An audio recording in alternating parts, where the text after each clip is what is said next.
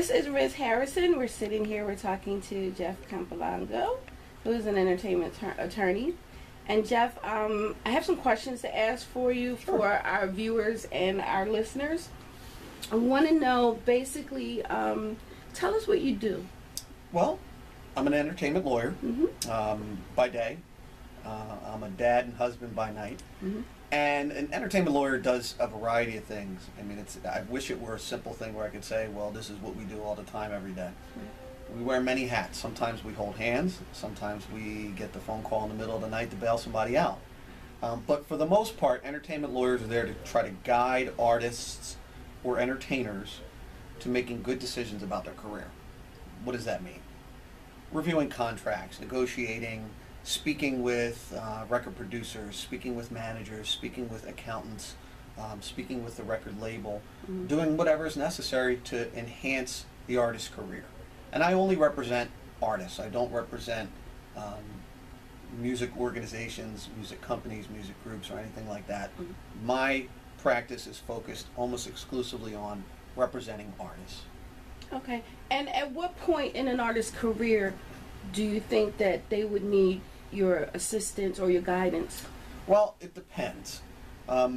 If an artist has a track record already, meaning they've got a demo, they've got a video done, they've got underground groundswell, they've got some talent that has caused them to have shows, they're touring, maybe even making some money, well, that person is definitely primed for an attorney.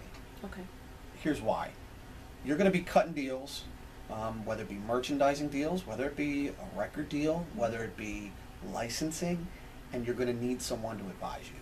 You're going to need someone to give you the lowdown on how to handle those things. An artist that's not quite as far along as the example I just gave you doesn't necessarily need a lawyer that early in the process. And I'm one of the few people, I think, that'll tell an artist honestly when they come to sit down with me or when I speak to them over the phone, don't use your resources right now. Don't spend the money for the lawyer right this second. Hone your craft. Get your skills up to the point where someone is willing to take a chance on you. And as you're starting to create that buzz and that groundswell, then you're going to want to get yourself in a position where you have a manager. Okay. Okay? And then you're probably going to want to look for an accountant or a lawyer. So my advice is the steps, the way they should go is, number one, hone your skill, hone your craft, have the talent. Number two, get a manager, okay? A music manager, someone that knows what you're doing. If we're talking about music, and it applies, it's equally applicable to other areas of the arts, whether it be a visual artist, a graphic artist, or something like that, but you need a professional that's guiding you. And then I think you're going to need a lawyer. And in terms of why you need the lawyer, an entertainment lawyer should, in theory, have some connections in the industry. And they should be able to bridge that gap between you getting your demo heard and you not getting your demo thrown in the garbage can. Okay. Excellent. A lot of entertainers out there are actively pursuing a career in music, most with very little, or no direction. They concentrate on music, but the lack of the full plan that starts with the strong foundation, for whatever reason, they have no representation, be it a manager or a lawyer. Do you think that after, let's say, you've done everything that you need to do as far as you're getting shows, you have your manager, and now you're at a point where you think that you can go ahead and go for a record deal. Right. Do you think at this point, the way music is going, that it's smart to do that? Well, you're talking to a lawyer. So I always think it's good to have a lawyer in your back pocket, so to speak. Right. And the analogy I use is, when your car runs out of gas, you go to the gas station. When the car breaks down, you take it to the shop. You might be able to do some of those things yourself. You might be able to fix your car, change your oil. There's a reason you go to a professional. There's a reason you want someone who knows what they're doing and who has accountability for their actions. So I think, the more you can engage a lawyer earlier in the process, the better you'll be. Keeping in mind what I just said in answer to the last question, which is don't spend your time and your resources lawyering up before you even hone your talent and have any skill. So I think that it's important early in the process to have someone that's guiding you professionally. And oftentimes that could be just a manager. It doesn't have to be a lawyer. Mm-hmm. However, I'll say this, if you're an artist and you're approached for management and someone wants to manage you, you'd be wise if you enter into an agreement, whether it's a written agreement or oral agreement, to get some legal advice even before you enter into an agreement with the manager. Because I've had artists come to me who have these ridiculous contracts with managers where the manager's going to get 50 to 60% of proceeds. Wow. For the artists, and I look at it and say, who counseled you to sign this? Oh, well, I didn't have a lawyer. Are you crazy? Wow. Why would you're giving up rights here? Yeah. And you need to have your house in order so that when you eventually do get approached by a major record label, if that's the route you want to go, at least all your ducks are in a row, your contracts are signed, everything is tight. It's kind of like clearing samples. Everybody knows clearing samples is one of the things you have to do whenever you're using somebody else's music in your own music. Right. You got to make sure your samples are cleared. You got to make sure the music is tight before you're able to engage in any type of negotiations or discussion about the future. So, to summarize, my opinion is have the lawyer involved, and it is a wise move to have a lawyer, to even if it's just to give you some background advice on how to handle your career. Okay. Earlier we talked about the, so to speak, the meltdown of the industry. We discussed the industry becoming more digital. Right. Nowadays, anybody can, do a record, not a record, but a song.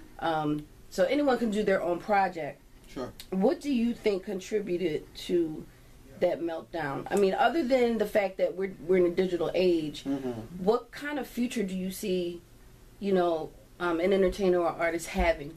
Well, it's easy to point the finger at the digital era, okay?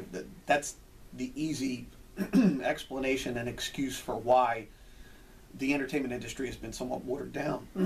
Excuse me. Been somewhat watered down. I think if you take it back just a little bit further, too, it depends on where you are geographically. So, for example, we're in Philly. I think it depends largely on the support you have in your local area geographically, whether your hometown supports you, like we talked about, right, whether you're a big fish in a small pond or vice versa, a small fish in a big pond. You can always, if you're from Philly, you can always go to New York. New York's always going to have a place for artists with talent. The same can't necessarily be said for Philadelphia. So I think in order to analyze where this meltdown happened in conjunction with the digital era, you have to look at where you are geographically and where you are as far as music is. I mean, music has come a long way. Most music is made digitally nowadays, or at least most pop music, and certainly a lot of hip-hop and R&B is done digitally. You're not seeing live musicians, you're not seeing the use of instrumentation in what you would call urban music.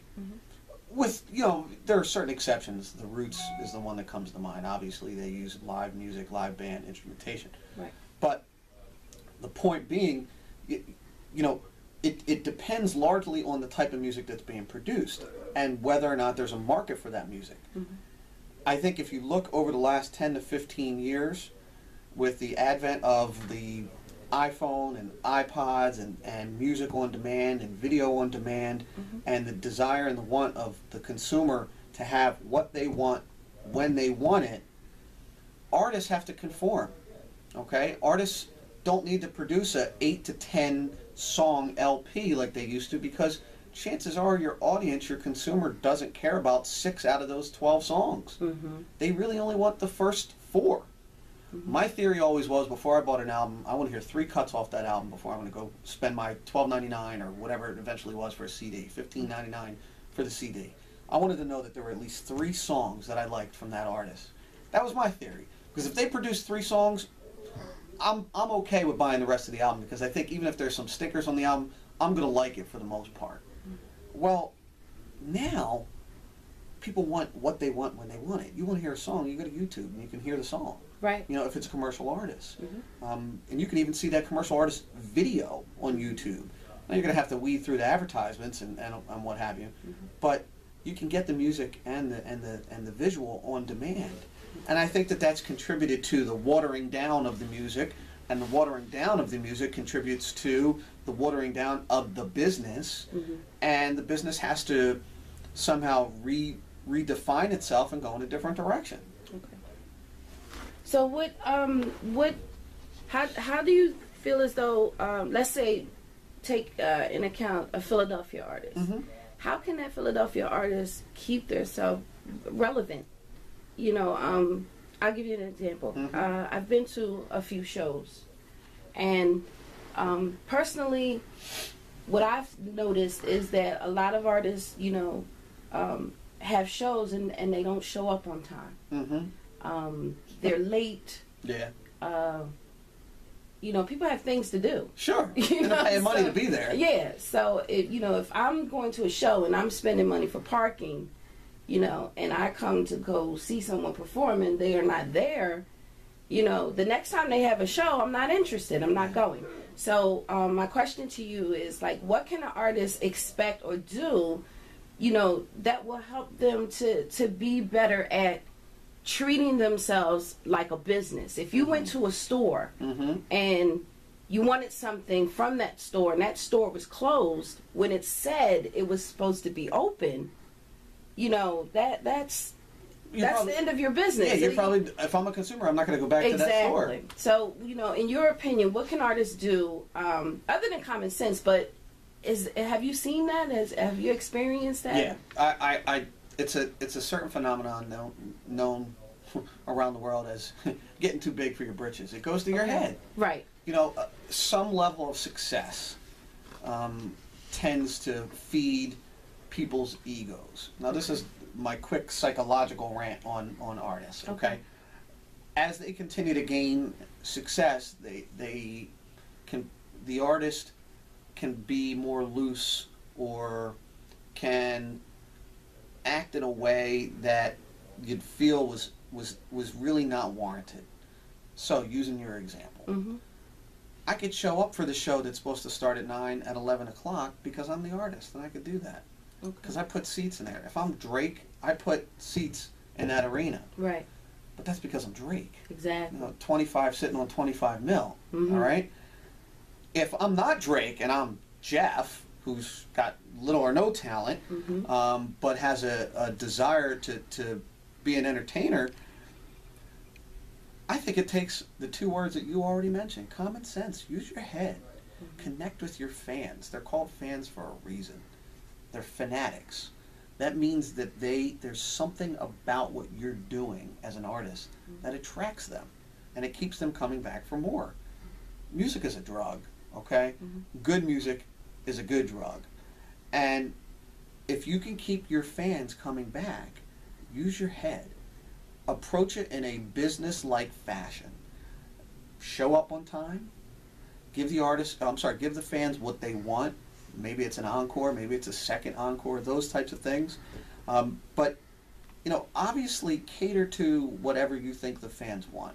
Because at the end of the day, they're the ones who pay your bills, the ones who buy your albums, they're the ones who watch your videos, purchase your merchandise, download your ringtones, you know, buy your app if you have one, follow you on Twitter. These are the people that are feeding the beast. So it takes a little bit of a common sense business approach.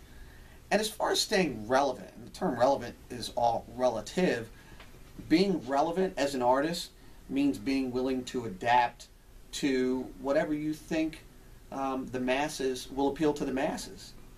You know, music nowadays is much different. We're talking about issues that are different now. We're talking about the economy now. You know, we're talking about poverty because it affects our lives. You know, artists, you're always going to have the braggadocious part of rap where people are going to talk about the bling and they're going to talk about how many cars they have and how many rings and how many girls and all that stuff, okay? But at the end of the day, music is a reflection of society. And artists, to stay relevant, are going to have to reflect society. They're going to have to reflect what's going on. And if your life and story is one of depression or poverty or hopelessness, that's what you're going to talk about in your music. And it doesn't have to be rap. It doesn't have to be hip-hop. It's any form of music. Right. So I think to stay relevant, your music needs to reflect that. And I think that as you become more successful as an artist, The challenge becomes continuing to connect with your fans. Another example, Jay-Z. How can he continue to be so successful when this man has clearly separated himself from the pack? Okay, he clearly has more money than God. All right, he's never going to be broke. Little Blue Ivy's never going to be broke. How can he relate to the common man? How can he still tell us stories that we've never heard before? How do you stay relevant in that era? It's not easy. It takes phenomenal talent and an ability to have a finger on the pulse of the masses, and he's clearly someone who does, and that's why he's got longevity, and that's why somebody like Jay-Z has lasting power in the business. Okay, well, I try to tell artists that I come in contact with, you know, how important it is to create not just one stream of revenue, but several streams of revenue, in order to, you know, make it easier for you to transition, so that when the market changes, when things change, such as what we just discussed, right, you can still continue to make money. Sure. A lot of artists that we talk to are doing that now, and some of them are seeing successes, you know, in one or the other. But just talk about how important it is to continue to evolve in this business. Well, you hit the nail on the head. You have to have multiple revenue streams. Okay, if you've got one pipeline for your revenue, and that pipeline dries up, what are you going to do? Exactly. Go back to being a mechanic. You know, you're going to need to figure out how you can continue to generate revenue and stay relevant in the market. And one of the ways you do that is you hire folks around you, if you have the resources to do it, whether it be a financial planner, whether it be a money manager, whether it be a music manager, whether it be an accountant or a lawyer. You need to keep folks around you who are pushing you in a positive direction, as opposed to folks around you who are going to continue to be a drag on you and cause you to spend money frivolously and unnecessarily on things that aren't going to last a whole long time, okay? So, number one, you have to make good business decisions. Number two, you have to try to be unique. You have to find a way to generate revenue, whether it be through merchandising, whether it be record sales, as we know, is no longer part of the game. You know, it's going to be very difficult to generate revenue, and even if you can generate revenue from record sales, most of that revenue is going to be paying back the record company that advanced the money to you in the first place, okay? Touring, obviously, is one of the ways you can generate revenue as an artist. Writing and producing and publishing your own music. If you own your own music, okay, you will have a constant source of revenue, as opposed to simply being an artist who performs someone else's music. If you don't own the music, you're not going to be getting any royalties, or at least your royalty rate is going to be significantly lower than somebody who publishes and owns the music. So you want to try to create your own music. If you're not the type of artist that has the ability to create your own music, then partner up with people who do. Okay, what do you bring to the table as an artist? If you have a producer who knows how to produce but can't sing, and you're a singer who knows how to sing but can't produce, well, why not collaborate and jointly work on the music together and share in the profits and the proceeds together as a partnership, okay, as a business, because you both need one another. So I think it's important to identify separate revenue streams, keep business opportunities open to you, and more importantly, I think you want to invest in yourself as an artist, putting money back into yourself as an artist, whether it be updating equipment, music equipment, instruments, digital technology. Invest in yourself. Spend the extra money to go to a studio that's going to produce top quality sound, okay? Because you're in the business of creating sound. You might as well go to a studio where it's going to sound fantastic instead of it sounding like you did it in your basement. Now, there are plenty of artists who produce music from their basement, and it's perfectly fine. But if you're trying to take your career to the next level, you want to be, you want to have a sound that's going to distinguish you from the guy that is producing in the basement. Okay. And our final question for you We're done already? Yeah. We just started. Our final question is, you act as a volunteer lawyer. I do. The Philadelphia Volunteer Lawyers of the Arts Program. Yes. Explain to me what exactly do you do to help, and how can one obtain your services? Nonprofit organization here in Philadelphia that has folks who receive intake calls from artists, and an artist calls with a question about copyright. You know, I was told by my cousin that I could just do a poor man's copyright. Poor man's copyright means you take your CD, you put it in an envelope, you send it to yourself, certified mail. It's a poor man's copyright. That doesn't give you the same protection that filing with the United States Copyright Office will give you, okay? If you have a question and you go to the intake personnel at the Volunteer Lawyers for the Arts, they're going to guide you to a lawyer like myself, who's going to get on the phone and talk to you and tell you the difference between a real copyright and a poor man's copyright. And the volunteer lawyers like myself are doing it either pro bono, which means for free, or we're doing it at low cost or minimal cost. And the reason we're doing it is because we feel like this is our way of giving back to artists. It's our way of paying it forward, as they say.